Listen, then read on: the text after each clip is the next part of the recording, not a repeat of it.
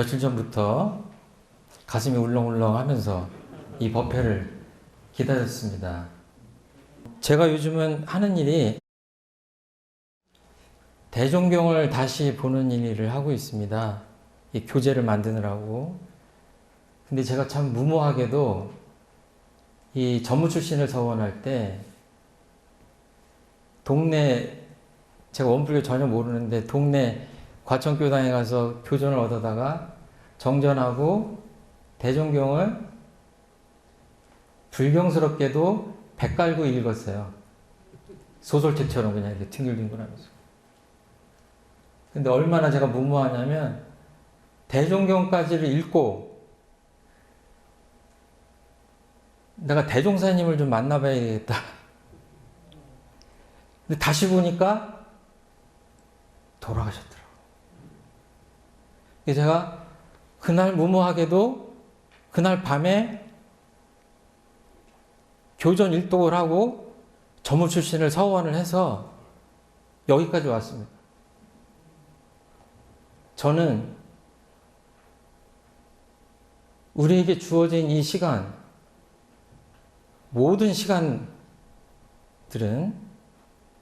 정말로 귀중하고 흘러가면 다시는 오지 않는 시간이라고 생각합니다. 오늘 여러분들이 너무나 잘 아는 대종경 그 실상사 노부부 말씀을 드릴 텐데 그냥 잔잔하게 행간에서 읽어지는 것들을 제가 다시 한번 공유하려고 합니다. 그런데 오늘 혹시 이 원불교를 잘 모르시는 분들이 함께 계신다면 이 법문이야말로 인류 역사가 출현한 이래로 수많은 종교가 있었지만 이렇게 쉽게 새로운 종교의 지평을 여는 가히 종교혁명이라고 할 만한 그런 법문을 오늘 접하는 순간이다. 이 법문의 10분의 1만이라도 100분의 1만이라도 내 가슴에 담고 내 일상 속에서 활용을 한다면 반드시 그 삶은 변화될 수밖에 없다. 그렇게 생각합니다. 수없이 접했던 법문이지만 오랫동안 공부하신 우리 교도님들께서도 정말 이 법문은 왜 대종사님이 주세 부리시고 왜 미래 세상에 필요한 법문인가 하는 것들을 다시 한번 공감할 수 있는 그런 시간이 되지 않을까 이렇게 생각을 합니다. 사실은 법문을 전한다고 하는 것은 소태산 대종사님의 마음 그대로를 전해드려야 되는데 제가 그런 능력은 아직 없는 것 같아요. 그래서 제 마음을 통해서 나오는 거긴 하지만 오늘 대종사님의 간절한 마음이 우리들 마음에 다시 한번 이 봄비처럼 촉촉히 스며들었으면 좋겠다 하는 생각을 합니다. 제가 웃기는 얘기를 하나 하려고 하는데 아마 웃진 않으실 것 같아요. 옛날에 제목은 모르겠는데 그 코믹 연기 잘하는 그 유해진 배우라고 하는 남자 배우 있죠? 그분 보면 이렇게 뭔가 이렇게 마음이 즐거워져요. 예, 그런데 어떤 영화에 나오든지 간에 이렇게 관객들한테 좋은 느낌을 주는데 그 사람이 그 영화에서 뭐로 나왔냐면 그 사람은 이제 해적이었어요. 근데 해적이 어떻게 하다 보니까 혼자서 달랑 떨어져가지고 산적 가운데 들어간 거예요. 산적은 바다라고 하는 물건을 본 적이 없어. 이 사람은 또 늘 바다에서 살다가 산에 살려니까 살기가 여간 어려운 게 아니에요. 근데 둘이서 그 패거리들하고 이제 얘기를 하는데 니네들 고래 봤냐 하는 얘기를 하는 거예요. 유해진 배우가. 근데 산적들이 어때요? 택도 계속 구박을 주는 거예요. 아니 무슨 바다 고기가 뭐 이만하지 막 집채만하고 배보다 크고 어떻게 그런 네가 미쳤지 제정신이냐 그 영화에 거기서 에피소드가 많아요. 나중에 어때요? 뭐 보물을 찾으러 막 산적들이 같이 배를 타고 가다가 그리고 또 중간에 아마 그런 얘기도 있었던 것 같아. 고기가 날아다닌다고 하니까 또 미쳤다고. 날아다니는 고기 있어요, 없어요? 있죠. 그 바다라고 하는 것과 고래라고 하는 거를 본 사람과 안 본 사람은 삶 자체가 달라요. 그 바다를 본 사람은 한강을 봤을 때 큰 물이라고 생각하지 않습니다. 왜? 바다를 봤기 때문에. 바다를 봤기 때문에. 저희들이 사실은 대종사님 법문을 늘 접하고 살지만 그것과 같다. 너무 큰 바다를 보고 우리가 살기 때문에 사실은 강을 본 사람들은 우리를 이해하지 못하는 경우들이 있어요. 믿지 않습니다. 그런데 어때요? 보고 나면 그 인생은 달라진다. 바다를 나갈 때 고래를 본 사람과 보지 않은 사람, 큰 파도를 겪은 사람과 체험해보지 못한 사람의 삶의 태도는 다를 수밖에 없다.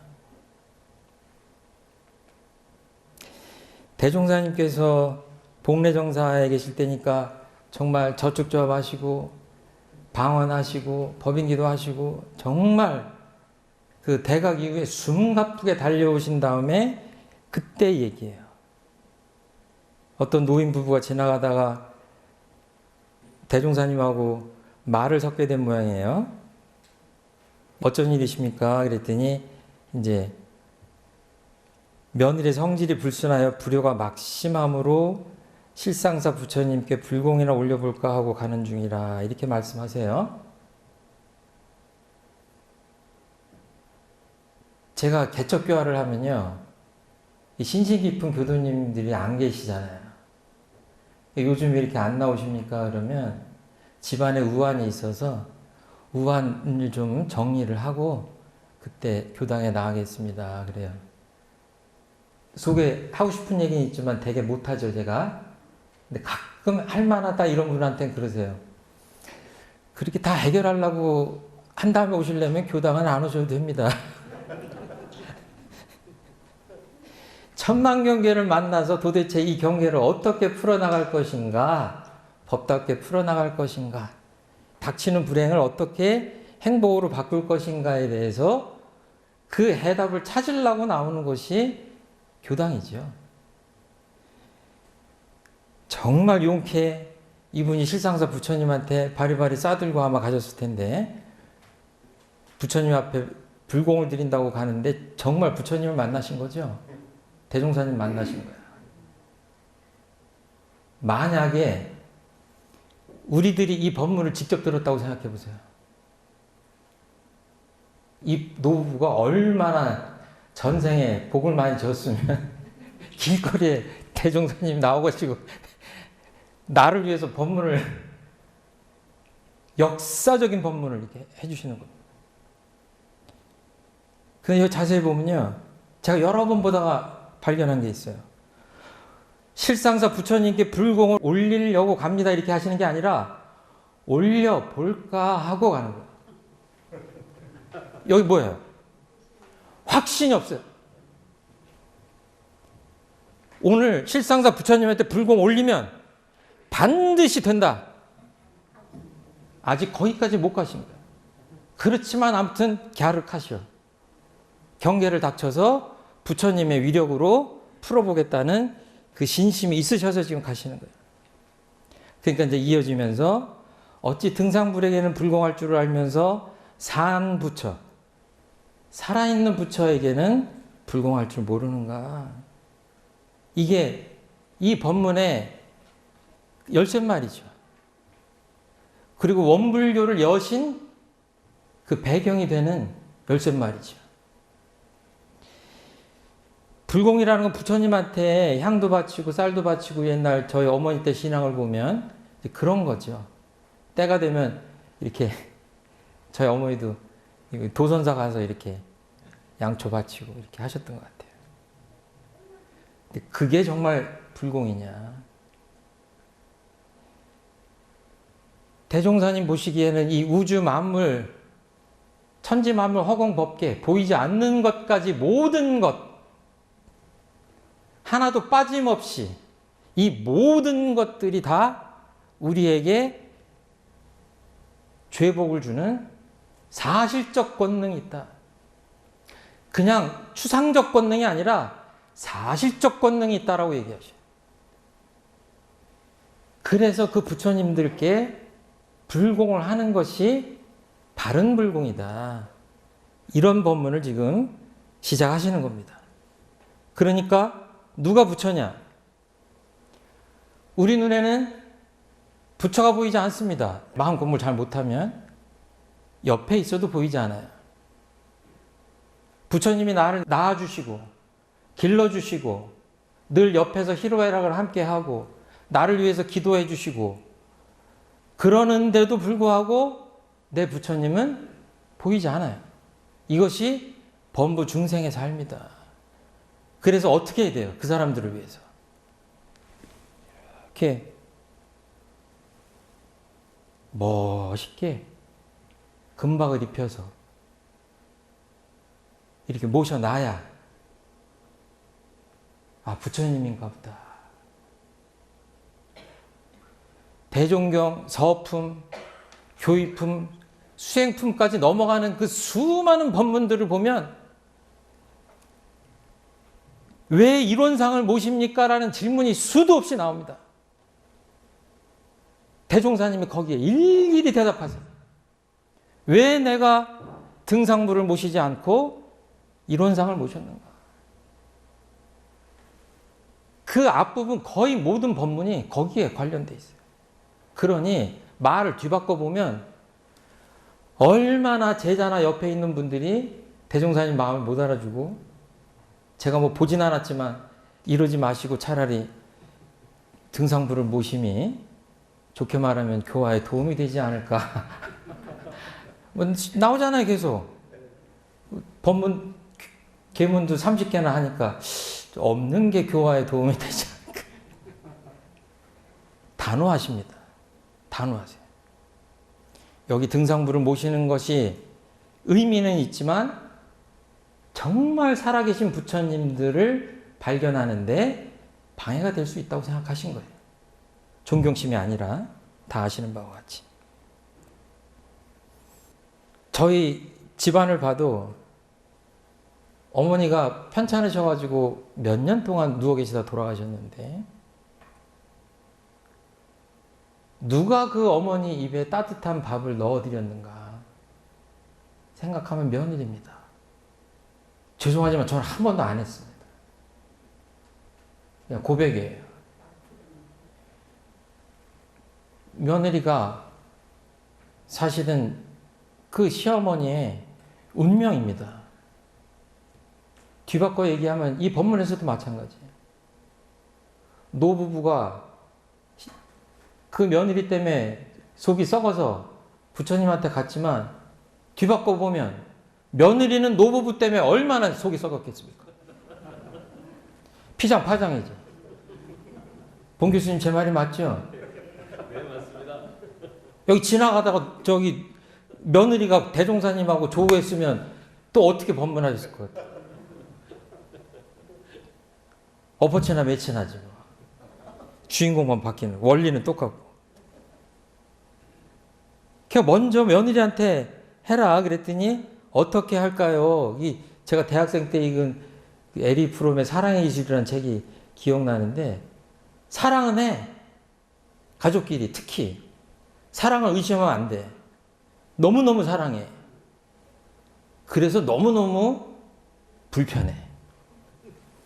어려서 제가 못된 짓을 얼마나 했는지 모르겠어요. 제가 굉장히 얌전한 사람이라 별로 속을 안 썩인 것 같은데 아무튼 누나한테 뭘 하다가 마음에 안 드는 거 누나한테 그냥 엄청 두드려 맞았어요. 엄마 같은 누나인데 결국 누나가 속이 송해가지고 때리다가 또 이제 1분 지나니까 바뀌어. 엄청 미안한 거야 나한테. 그러니까 또 맛있는 거를 엄청 차려갖고 와가지고 나보고 또 먹으래. 울고 짜고 앉았는데. 참나 정말. 그때 제가 좀 나이가 있었으면 그래도 누나 마음을 알았을 텐데 제 마음은 어때요? 2배로 미워. 때려서 미워. 우는 놈한테 밥상 가서 놓고 먹으라고 하는 그게 말이 돼요? 그러니까 뭐예요? 사랑은 있는데 기술은 잘 몰라. 그렇죠? 그러니까 대종사님 불공법을 배우면 반드시 성공한다고 그랬어요. 길에 조만 있을지언정. 그건 뭐예요? 천만방편을 다 할 수 있기 때문에 반드시 성공할 수 있겠죠. 그랬더니 자부에 뜻에 맞을 물건도 사다 주며 우리 누나는 내 뜻에 맞을 물건을 사다 준 게 아니라 누나 뜻에 맞을 음식을 저한테 대접을 한 거죠. 자, 아무튼 그것도 대단한 겁니다. 그리고 정말 키워드는 부처님 공경하듯 그랬는데 이게 쉽지 않아요. 아무리 부처님이다 하지만 속에서 부처님으로 정말 그렇게 부처님으로 보이지 않거든요. 자, 나에게 속삭이는 사람한테 그 사람이 좋아할 만한 물건도 사다 주고 부처님 대하듯이 하고 하기가 쉽습니까? 쉽지 않아요. 쉽지 않아요. 그리고 마음 공부를 하시면 아시겠지만 예를 들어서 본 교수님이 저한테 제가 마음 상할 일을 해놓고 참여한다고 해서 최종품 교무가 뭐 파인애플도 좋아하고 뭐도 하니까 뭐 맛있는 걸 사다 주고 이렇게 한다. 그러면 제 마음이 풀릴 것 같아요? 풀릴 수도 있죠. 안 풀릴 수도 있어요. 왜? 가만히 보니까 속으로는 정말로 잘못했다고 생각하지 않아. 그냥 인간관계를 원만하게 하려고 나한테 불공을 하는, 그건 불공이 아니에요. 비즈니스예요. 나 편하자고. 그러니까 겉으로 이렇게 드러나는 걸 가지고 다른 사람 마음을 살라고 하는 거를 불공이라고 표현하면 대종사님이 그건 진짜 불공은 아니다. 그러니까 어떻게 돼요? 우리 교리적으로 보면 없어서는 살 수 없는 관계라고 은혜를 표현하셨잖아요. 은혜를 발견하는 거나 부처님을 발견하는 거나 똑같아요. 견불이나 지은이나 견성이나 다 일맥상통합니다. 정말로 그 속에 들어있는 불성이 서로 하나도 다르지 않고 같구나 하는 소식까지 가지 않으면 되지 않습니다. 천만금을 갖다 줘도 그 사람 마음을 바꿀 수 없어요. 그래서 이 불공은 마음 공부에 바탕한 그런 불공이어야 된다. 이 노부부가 집에 가서 어떻게 했어요? 한번 대답해 보세요. 요 본문 그대로 어떻게 했어요? 자, 세 글자 땡땡땡 어떻게 했어요? 오케이. 그대로 했어요. 야, 이 노부부 이 어른들한테 대종사님이 법문하신 그게 있으신 거예요. 까닭이. 저 같은 사람한테 했으면 약간 바꿔서 했을 것 같아. 그렇죠? 여러분들 이렇게 하면 이 대종사님 원리를 얘기하셨으니까 내가 나한테 맞게 조금 바꿔서 하지. 예? 근데 어떤 부분들은 그러시면 안 돼요. 중요하면 중요할수록 어때요? 그대로 해야 돼요. 아이고, 이 본문을 보면서 제가 참여를 많이 했습니다. 몇 달 안에 효부가 됐어요. 바뀌는 거예요. 시집 오기 전에는 효부였어요? 불효부였어요? 아니야, 그냥 아무것도 아니었어요. 그 귀중한 딸내미였어, 어느 집에. 시자 붙은 부모님하고 만나가지고 천만경계가 생겨가지고 거기서 뭐가 생긴 거예요. 그쵸? 그래서 효돈이 불효니 거기서 나온 것이지 시집오고 그 집에 아들내미랑 결혼하기 전에는 귀한 집 딸 자식이었어요. 경계 따라 그랬을 뿐이에요. 누가 변한 거예요 지금? 아는 분이 이렇게 앞에 앉으니까 자꾸 본 교수님 얘기. 본 교수님 지금 누가 변한 거예요? 이 본문에서. 어려운 거 묻지 말아주세요. 참 교수님이 어렵다고 그랬다. 답 여기 다 나왔는데. 며느리가 변했잖아요. 그렇죠? 어떻게? 불효하던 며느리가 효하는 며느리 변했잖아요. 그런데 그 전에 누가 더 변했어요? 노부부가 변한 거예요. 내가 하니까 했을 뿐이에요.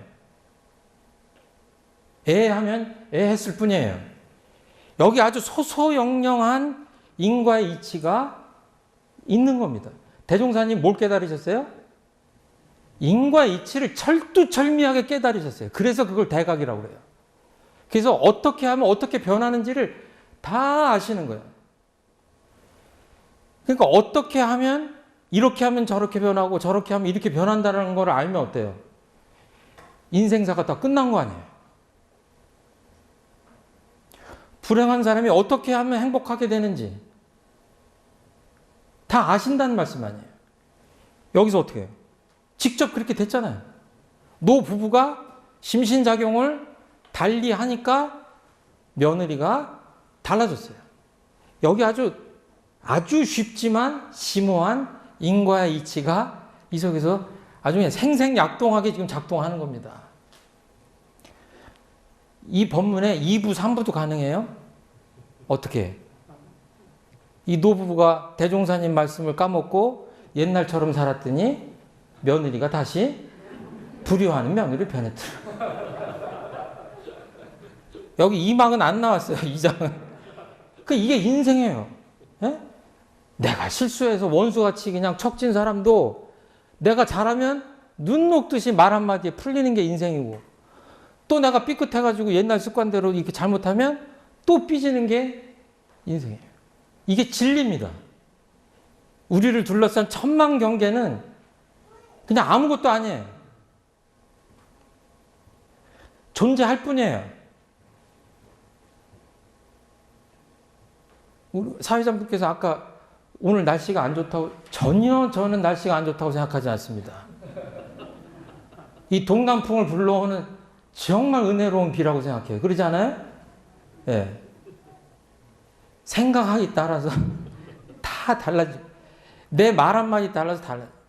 인과의 이치라는 것은 제가 혼자 생각하다 보니까 이 세상에 헛된 것은 아무것도 없다. 제가요, 역삼교당 1시간 전에 없었거든요, 제가. 기껏해야 1시간밖에 안 됐습니다. 역삼교당을 와서 몇 시간 있다 가면요, 제 인생이 다녀가지 않았을 때랑 다릅니다. 그게 인과의 이치라고 생각해요. 이 순간순간이 모여서 내 삶이다. 생략된 얘기를 하자면 여기서 법회를 1시간 정도 보고 안 보고 그 차이도 반드시 있다. 전 그렇게 생각합니다.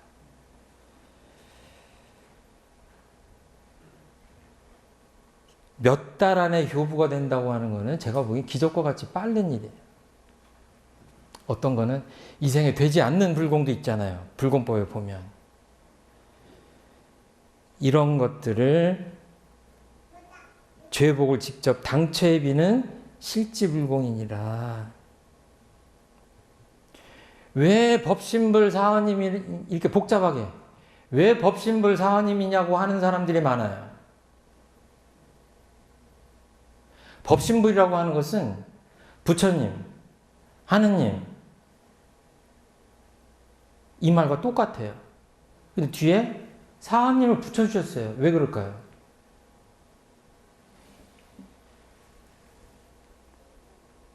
이렇게 실지불공 며느리도 하고 이렇게 하는 건 뭐예요? 사원님께 하는 거예요.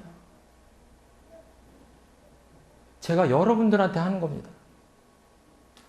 여러분들이 가족한테 하기 때문에 그래요. 잊어버리지 마라.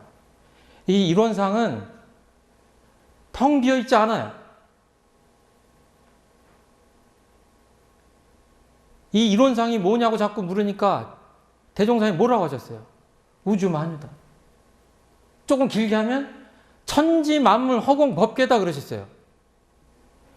제가 비유하자면 그래요. 텅 빈 액자입니다. 이게 제 집에 가족 사진을 넣는 액자예요. 사진 액자. 근데 제가 가족들을 10명이 있는데 한 5명만 였다가 액자에다 넣고 모셔놨어요. 나머지 5명이 뭐라고 그러겠어요? 우리는 나는 어디 있어?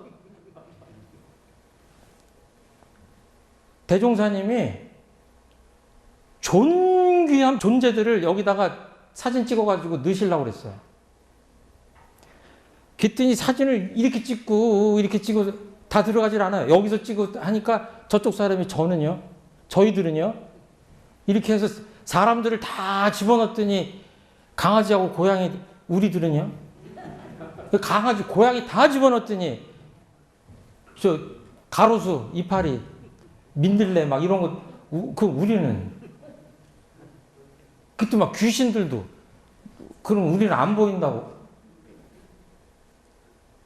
대종사님이 그냥 좋다. 너희들 다 하나도 안 버리고 존귀하다. 그래서 내가 근데 다 집어넣으려니까 액자가 너무 작아가지고 텅 비었으니까 볼 때마다 비었다고 생각하지 말고 나를 포함해서 모든 존재가 다 이 속에 들어가 있다고 생각해라. 원불교는 무슨 교회예요? 우주교회예요. 그러셨잖아요. 이론상의 우주만유라고. 그쵸? 어디다가 공들이고 어디서 우리가 그 공덕을 얻어요? 그냥 우주만유예요. 대종사님하고 제자하고 야외 산책을 가다가 제자가 부주의해가지고 벌집을 건드렸대요. 그 벌에 쏘였어. 그 대종사님이 뭐라고 그래? 너 천벌 받았다. 요즘 말로 하면 좀 라임이 맞잖아요.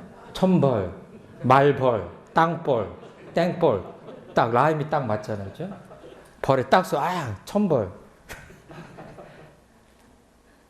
하늘이 따로 있지 않아요. 오늘 꿀벌들이 회의해가지고 우리 다 없어지자 그러면 우리도 없어져야 돼요. 이 법문은 정말로 종교가 도달할 수 있는 그 마지막 단계를 말씀하신 것 같아요. 뭐 기독교, 불교, 이슬람교 뭐 이런 구분이 아무것도 없어요. 아무것도 없어요. 만약에 있다면 그거는 대종사님 신통제자는 아니에요. 빈부 귀천, 남녀노소 뭐 없습니다. 다 존귀하다. 그래서 우리는 살아가면서 그냥 수행자들이 이 우주 만물을 볼 때는 천만경계다. 꼭 맞는 얘기는 아니지만 천만경계다 이렇게 생각하고 마음을 챙기시면 돼요. 근데 묘하게 마음을 챙기면 이 모든 존재들은 다 은혜로 다가옵니다. 그래서 이론상이 사은이다 그러시는 거예요. 저는 이제 오늘 더 드리려면 뭐 제가 한두 시간도 더 드릴 수 있는데 이렇게 대종사님 아주 대표적인 법문이고 잘 아는 거지만 이 며느리하고 사이가 나빴을 때 그 노부부의 삶은 돌아가실 때까지 불행할 수밖에 없습니다. 내 옆에 있는 존재들이 다 없어서는 살 수 없는 존귀한 존재라고 하는 그런 경외심을 갖고 살 때, 그 마음을 갖고 살 때 신앙과 수행이 저절로 되고 그 가운데서 우리가 행복할 수 있지 않을까 이렇게 생각합니다. 무시선, 무처선, 처처불상, 사사불공이 다른 말씀이 아니라 이 법문을 잘 뜯어보면 왜 그 말씀을 하셨을까 알 수 있는 것 같아요. 그래서 오늘 그냥 조그만 말씀을 드렸지만 또 돌아가셔서 곱씹어 보시고 행간에 대종사님이 덜 하신 이야기가 있으면 또 추측해 보시고 하신다면 정말 우리 가정, 사회, 국가, 세계가 다 은혜로운 사이좋은 그런 삶을 살 수 있는 정말로 귀중한 법문이지 않을까 이렇게 생각을 합니다. 오늘 이렇게 귀중한 시간을 할애해 주셔서 정말 감사합니다. 감사합니다.